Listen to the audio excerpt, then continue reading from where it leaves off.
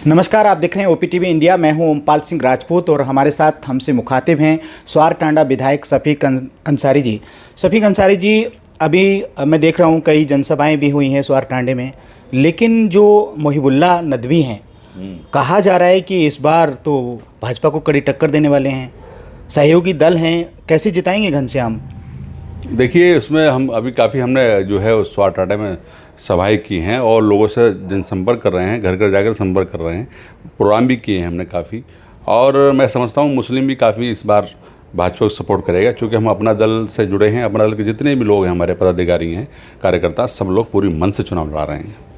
कितनी जनसभाएं की हैं और फीडबैक निकल कर क्या आ रहा है? लोग बता रहे हैं कि इस बार कड़ी टक्कर देने जा रहे हैं घनश्याम सिंह लोधी को नदवी। नहीं, कोई टक्कर नहीं देने जा रहे हैं, ऐसा कुछ नहीं है। मैं समझता हूँ कि अच्छे वोटर जीतेंगे हमारे घनश्याम लोधी, बहुत अच्छे वोटर जीतेंगे।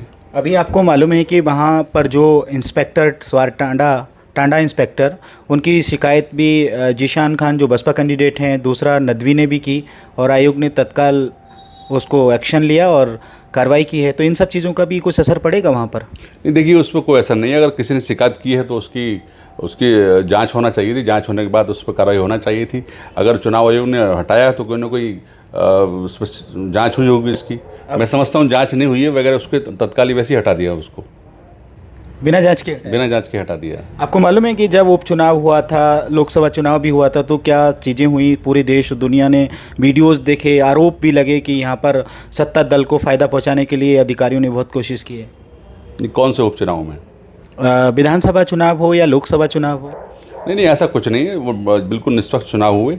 और मेरे उपचुनाव में तो यहाँ हमारे जो तत्कालीन डीएम थे मादड़ साहब, उन्होंने तो लाउड स्पीकर से मस्जिदों में आवाज़ लगवाया था कि वोट डालने चलो।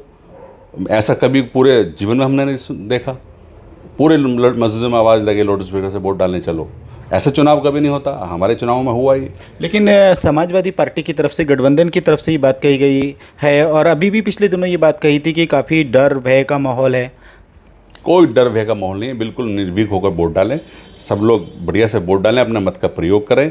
चूँकि ये 5 साल में एक बार दिन आता है और चूँकि गेहूं की कटाई चल रही होगी उस समय, तो मैं लोगों से ये आपके चैनल के माध्यम से अपील करना चाहता हूँ कि मतदान जरूर करें।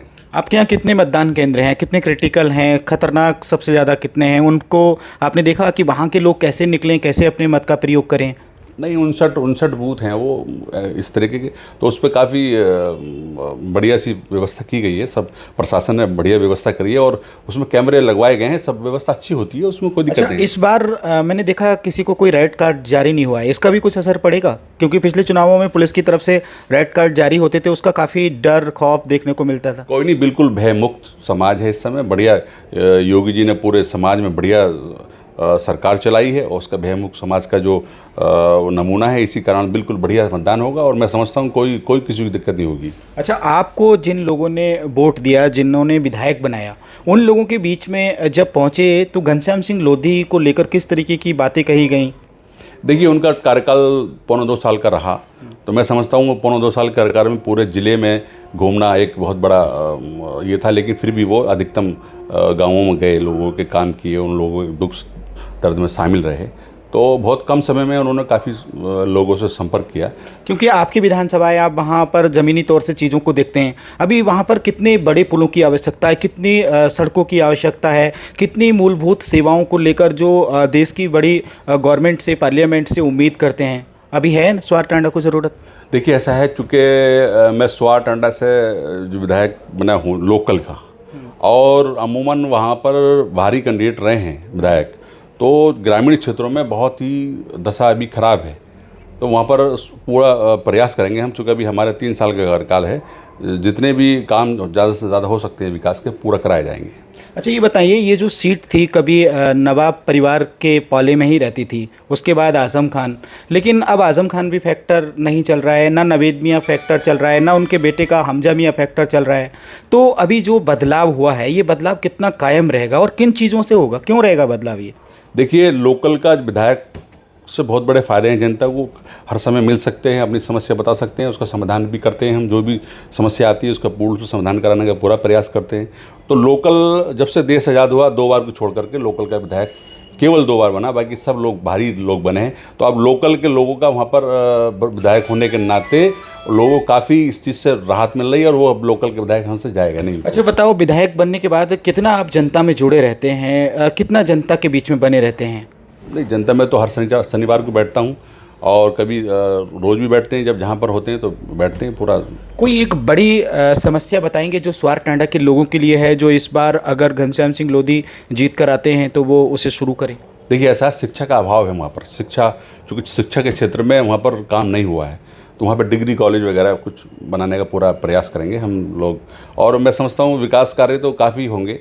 अभी 225 करोड़ के 2 काम सैंक्शन कराए, उसका टेंडर भी हो गया, उस पर काम भी शुरू हो गए।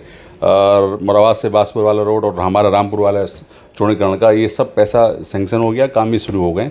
तो बहुत अच्छी तादाद में और भी आगे काम चलेंगे। लेकिन आप उनके सहयोगी दल हैं, और सहयोगी दल के विधायक होने के नाते आपने कौन से ऐसे बड़े काम करवाए हैं अब तक के कार्यकाल में जिसका इम्पैक्ट भारतीय जनता पार्टी के प्रत्याशी घनश्याम सिंह लोधी को मिल जाए? देखिए, ऐसा है, ये भी जो काम चौड़ीकरण का हुआ है, इसमें भी हमारा प्रयास रहा, लोधी जी का प्रयास भी रहा। तो मैं समझता हूँ इससे बहुत बड़ा फ़ायदा होगा, चूँकि वहाँ पर दुर्घटनाएं बहुत होती हैं, रोज़ आए दिन कोई ना कोई जो है वो एक्सीडेंट होता रहता है। अब उसका चौड़ीकरण होने से बहुत बड़ी जनता को फ़ायदा होगा और बहुत राहत मिलेगी। पचौरी के हटने से क्या फ़र्क और क्या नुकसान? नहीं, देखिए, वो प्रशासन का अपना निर्णय है, किसे कहाँ रखना है, कहाँ नहीं रखना है, उस पर टिप्पणी हमें करना उचित नहीं है। अच्छा, इस बार जो मतदान का दिन 19 अप्रैल, वो प्रशासनिक नज़रिए से आप क्या देख रहे हैं? क्योंकि बहुत सारे लोग कह रहे हैं कि कुछ गड़बड़ हो सकता है। हालांकि पुलिस अधीक्षक राजेश द्विवेदी और जो निर्वाचन अधिकारी हैं जोगेंद्र सिंह, उन्होंने शांतिपूर्ण मतदान कराने को लेकर बड़ी कार्रवाइयाँ की हैं। तमंचा फैक्ट्री, चाकू से लेकर बड़े कई हज़ार लोगों पर बड़ी कार्रवाइयाँ की हैं और अभी भी की जा रही हैं। तो इसका कुछ असर पड़ेगा? देखिए, चुनाव इस बार बहुत बढ़िया निष्पक्ष चुनाव होगा, कोई ऐसी समस्या नहीं है।